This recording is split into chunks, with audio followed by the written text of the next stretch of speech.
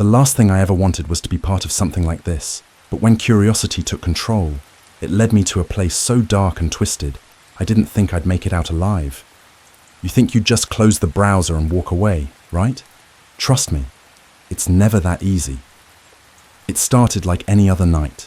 Me, alone in my dimly lit apartment, trying to stay awake as I chipped away at freelance deadlines that paid too little and demanded too much. The glow of my laptop screen was my only company. Outside, the city buzzed faintly, muffled by the closed windows.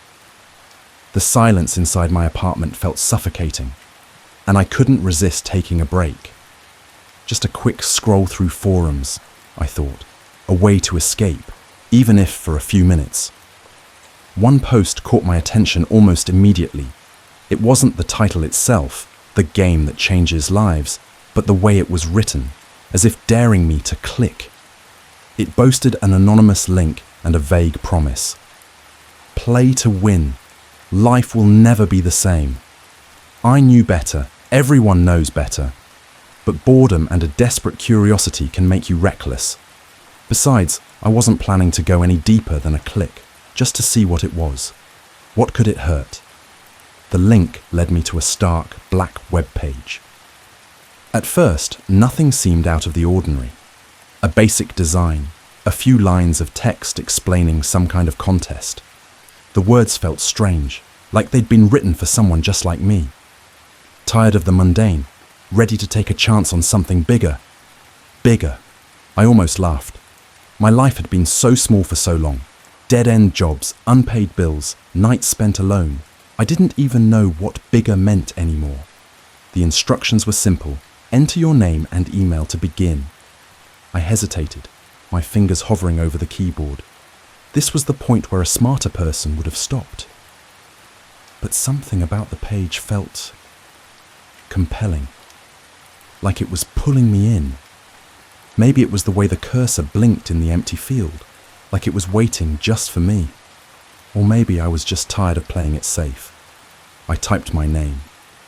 The screen flickered, and for a moment, I thought the site had crashed. Then, new text appeared. Welcome your name. You have entered the game. There's no turning back now. My heart skipped a beat. I tried to close the tab, but the screen froze. Panic set in as I moved the mouse, clicking furiously. Nothing worked. Then my phone buzzed. I jumped, startled by the sudden sound in the quiet room. I grabbed it from the desk, expecting a spam message or a random notification. Instead, it was a text from an unknown number. My stomach dropped as I read the words. We see you. Welcome to the game. Win or lose your life. I stared at the message, the weight of the words sinking in like cold water filling my lungs. This wasn't just a stupid online prank. Someone had my number. Someone knew I was sitting there, staring at my screen, heart pounding. Before I could process what was happening, the page on my laptop changed again. A countdown appeared at the center of the screen, the seconds ticking down. Below it, a single line of text. First task incoming. Fail, and the consequences are final. I froze, my breath catching in my throat. This wasn't a game anymore. It was a trap. But the worst part was the gnawing realization that I had no idea how to escape it. The countdown hit 0, and a new message flashed on the screen. Task 1. Confess your darkest secret to a stranger. My phone buzzed again. This time, it wasn't just a text. It was a photo of me sitting at my desk, taken just seconds ago. The photo on my phone felt like a punch to the gut. It was me, unmistakably me, sitting at my desk with the same wide-eyed terror that now gripped my face. I whipped my head around, scanning the room for any sign of a camera. Nothing.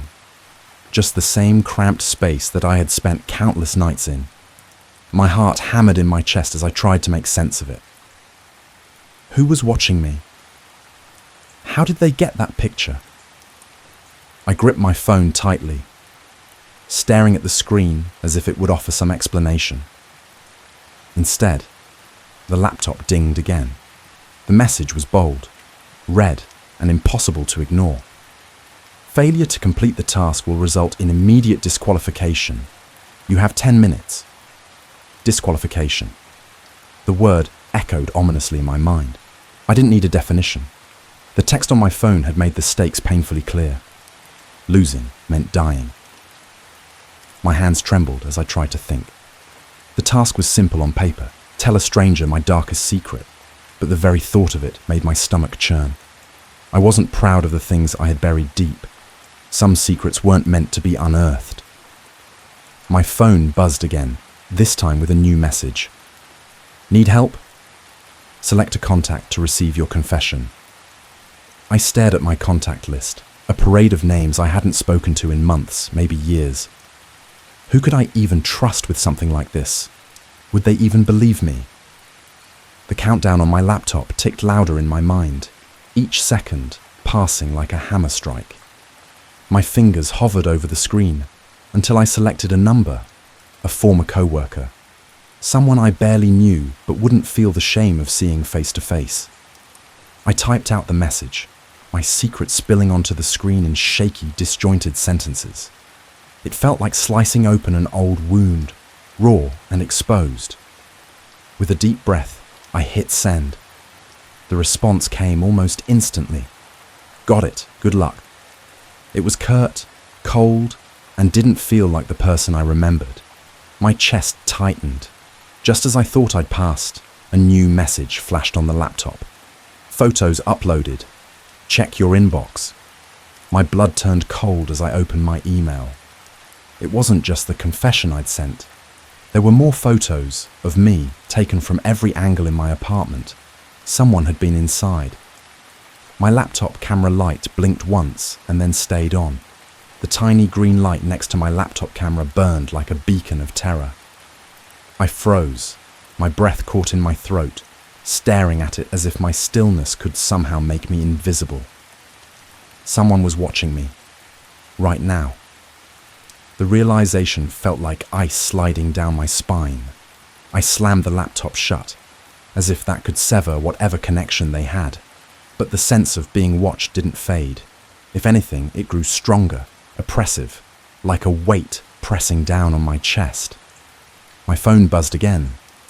I hesitated, almost too afraid to look. The message was brief, cruel in its simplicity. Closing the laptop won't stop us. Open it. Now.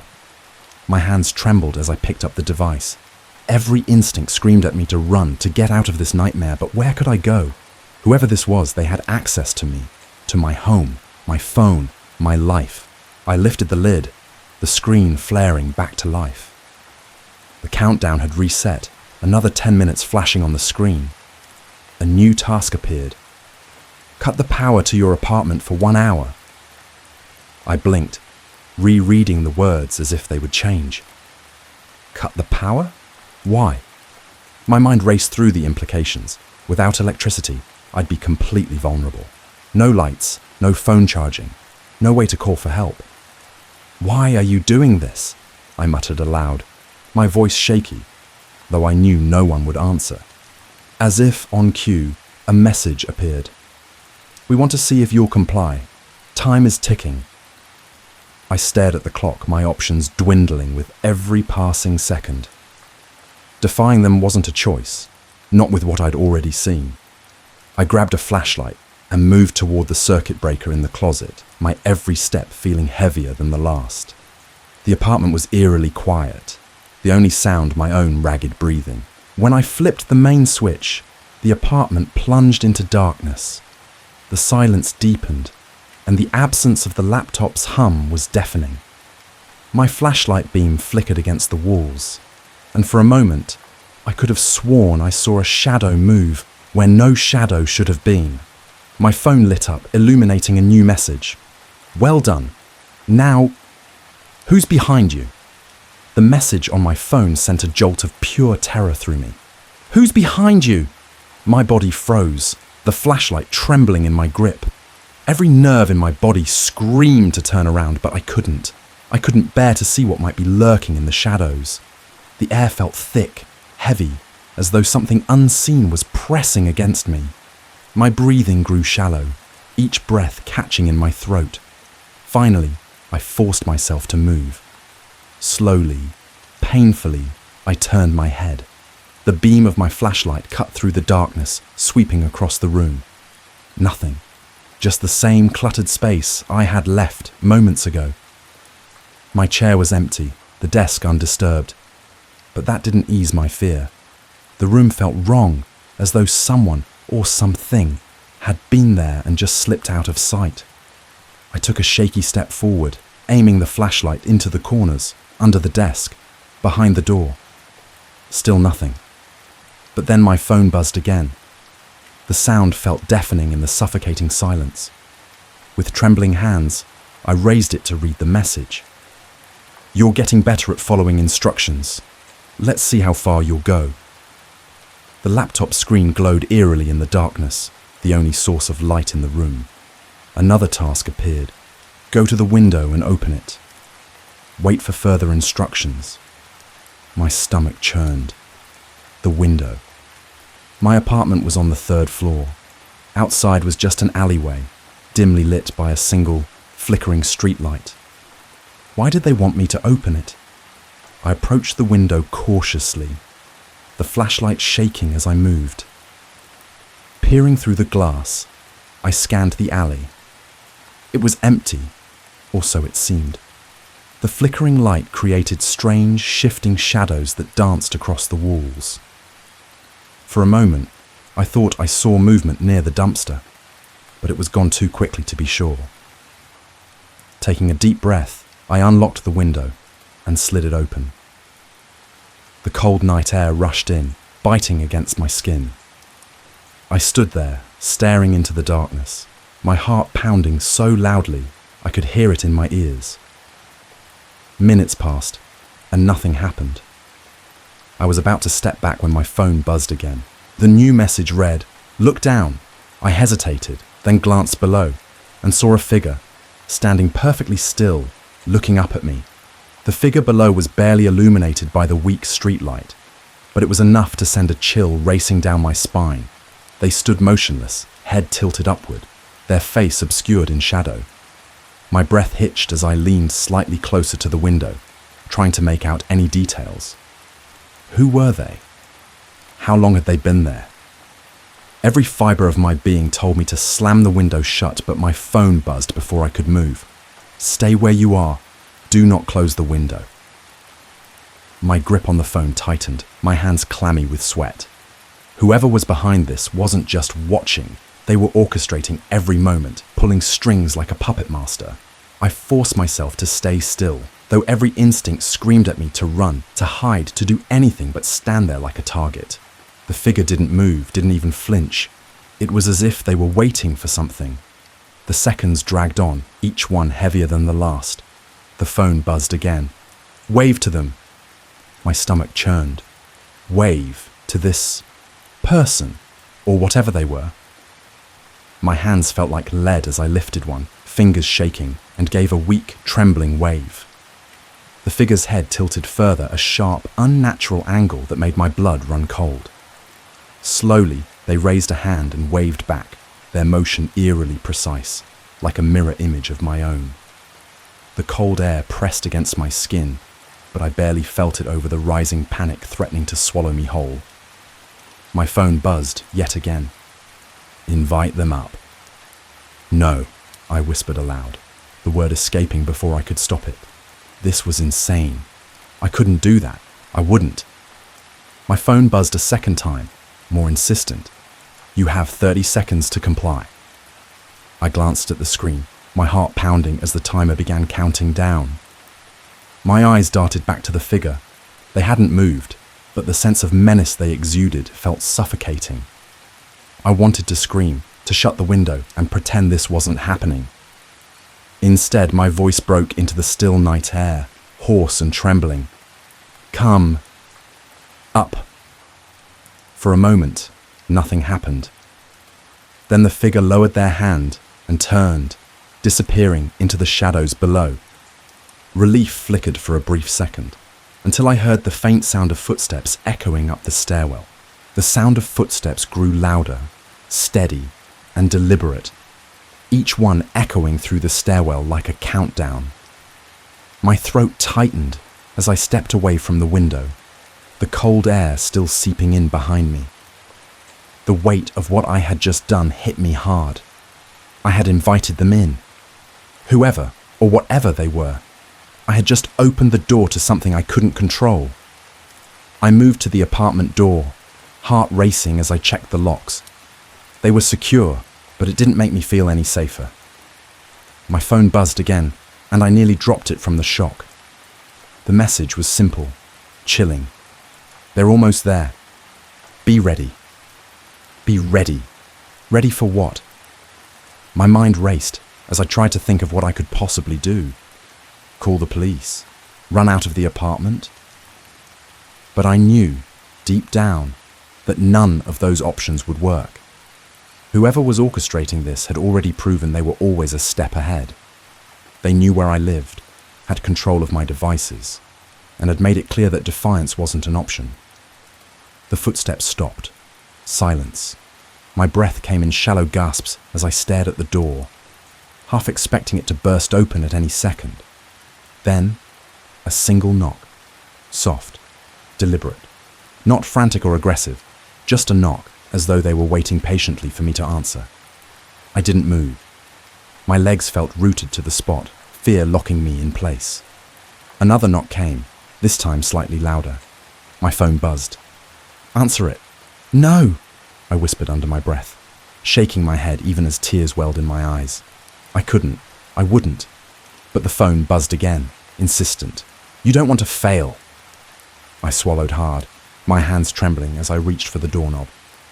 Every muscle in my body protested, but I couldn't ignore the unseen pressure bearing down on me. Slowly, I turned the lock, the metallic click sounding impossibly loud in the silence. I opened the door, just a crack, peering into the dimly lit hallway. At first, I saw nothing. Then, a hand reached out, pale and impossibly still, pushing the door open wider. My body froze as they stepped inside, their face finally visible. It wasn't a stranger. It was someone I knew, someone I hadn't seen in years. Their eyes locked onto mine, devoid of emotion, and they spoke in a voice that didn't feel human. You shouldn't have started this. I stumbled back as the figure stepped into my apartment, their movements slow and deliberate, yet unnervingly fluid, like they weren't entirely human. My mind reeled, trying to process what I was seeing. It was Mark. I hadn't seen him in years, not since he'd vanished without a trace. He had been a close friend once, someone I trusted. But now he looked hollow, almost unrecognizable. His eyes were sunken, his skin pale, and his lips curved into a faint, unsettling smile. Mark, I whispered, barely able to force the words out. What are you doing here? He tilted his head, studying me like a predator sizing up prey. It's not about me, he said, his voice cold and mechanical. It's about you. The cryptic response sent a shiver through me. My mind flashed back to the game, the tasks, the messages. Was he part of this? Had he been dragged into it just like me? Or worse, was he working for them? You don't look happy to see me, he continued, taking another step closer. But I understand. It's been a long time. Mark, what's going on? My voice cracked, the fear bubbling to the surface. Why are you here? Are you part of this? His smile widened, but there was no warmth in it. Part of it, he repeated, almost laughing. Number I finished my game a long time ago. The words hit me like a punch. Finished his game? What did that mean? I couldn't bring myself to ask, but he seemed to sense my unspoken question. You don't want to end up like me, he said, his voice lowering. But if you don't follow their rules, you will. Worse, maybe. Who are they? I demanded, my fear giving way to desperation. What do they want? Mark's expression darkened. They want what they always want, control, entertainment. You signed up for this, and now they own you. There's no way out. I shook my head.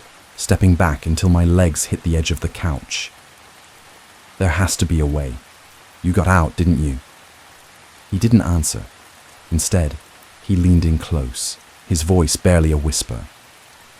Your next task is coming. Whatever it is, do it. Don't hesitate, they're watching. Before I could respond, he turned abruptly and walked toward the door. He paused, looking back over his shoulder. Oh, and one more thing, he said, his tone icy. Trust no one. He stepped out, closing the door behind him. My phone buzzed almost immediately. The screen displayed a new message. Task 3. Break something you value most. The words on the screen stared back at me, cold and unrelenting. Break something you value most. My chest tightened as I tried to process the task. Break something I value? What did that even mean? My mind raced through the possibilities. An object, a memory, a relationship. The ambiguity only made it worse. I felt like I was being tested, not just on my willingness to comply, but on how far I'd go to stay alive. I glanced around the room, my eyes darting over the small, cluttered space. What did I value most? My gaze landed on my bookshelf, filled with mementos of my life, photographs, trinkets, and journals. My hand instinctively reached out to a framed photo of my parents, the only picture I had of them together. My throat tightened as I picked it up, the weight of the frame feeling heavier than it should. I couldn't do it. Breaking this would be like breaking a part of myself. But the countdown ticking on my laptop reminded me I didn't have the luxury of hesitation. My phone buzzed again.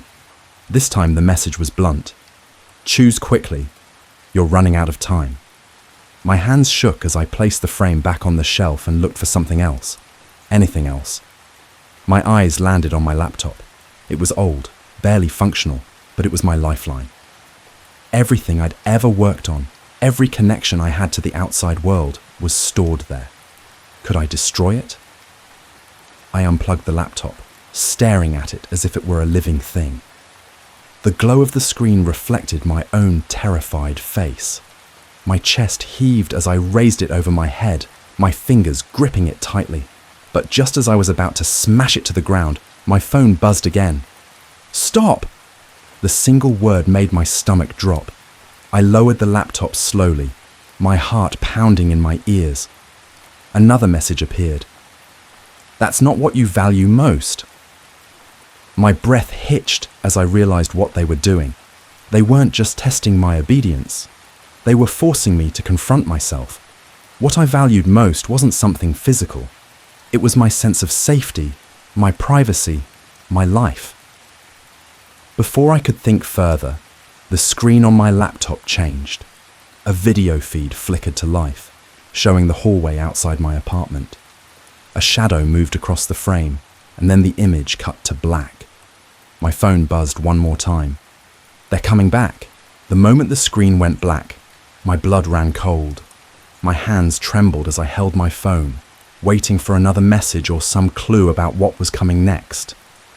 The room felt suffocating, every shadow seeming to shift and stretch toward me. I strained to listen for anything. Footsteps, voices, the creak of the floorboards, but the silence was deafening. Then I heard it. A faint knock, barely audible, but distinct. It wasn't at the front door this time. It was coming from the window. My body tensed as I turned toward it, the open frame letting in a chill that seemed to sink into my bones. I grabbed the flashlight and aimed its beam toward the window, half expecting to see the figure from before. But the alley was empty. The only movement was the fluttering of a torn plastic bag caught on the wind. My phone buzzed, pulling my attention back to the screen. Close the window and turn off the flashlight. My heart sank. The last thing I wanted was to plunge myself into total darkness, but disobeying wasn't an option.